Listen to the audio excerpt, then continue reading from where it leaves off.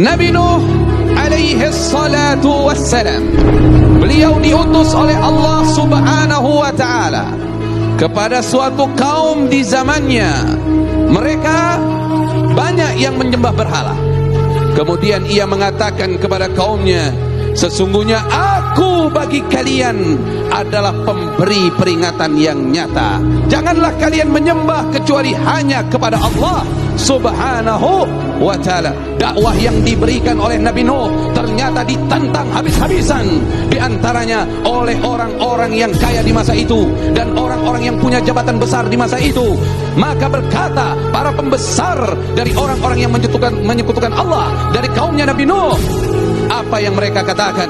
Mereka mengatakan, hai Nuh, kami tidak melihat kamu kecuali manusia biasa seperti kami, dan kami tidak melihat pengikutmu itu ada orang-orang yang hebat, orang-orang yang besar. Mereka itu rata-rata pengikutmu, wahai Nuh, adalah orang-orang yang rendah kedudukannya di sisi kami, orang-orang yang kami anggap bodoh. Allah subhanahu wa ta'ala memberikan wahyu kepada Nabi Nuh alaihi salatu wassalam, sesungguhnya dari kaummu tidak lagi ada yang akan beriman. Hidayah sudah ditutup, tidak lagi ada yang beriman kecuali cuman sedikit dari kaumnya yang sudah beriman. Hati-hati, jangan menutup diri dari hidayah Allah. Akhirnya datanglah waktu di mana Allah akan mengazab kaumnya yang tidak nurut kepada ajakan Nabi Nuh alaihi salatu wassalam. Kemudian Allah berfirman, wahai Nabi Nuh, buatlah kapal besar. Maka Nabi Nuh saat itu bertanya kepada Allah, ya Allah, saya tidak punya pengalaman dalam membuat kapal. Saya tidak mengerti tentang kayu, bahkan saya tidak mengerti. Kata Allah subhanahu wa ta'ala, bikin kapal besar itu dengan pengawasan kami dan petunjuk dari kami, kata Allah. Kemudian Allah katakan dalam mengerjakan kapal itu, kamu jangan lagi istighfarkan mereka, orang-orang zalim itu. Jangan lagi kamu ajak bicara dia tentang dakwah. Jangan lagi kamu doakan dia.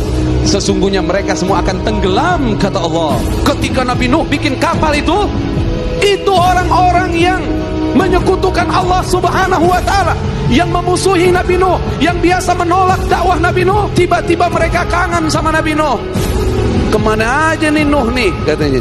Kata mereka, oh di atas bukit. Mereka datang ke atas. Apa tujuan mereka datang ke atas? Apa tujuan mereka datang kepada Nabi Nuh? Bukan untuk menerima dakwah, bukan untuk menerima nasihat, tapi untuk mencela Nabi Nuh alaihi salatu wassalam, bahwa setelah kapal itu sempurna, kayunya semua telah terbentuk, semuanya telah tertutup.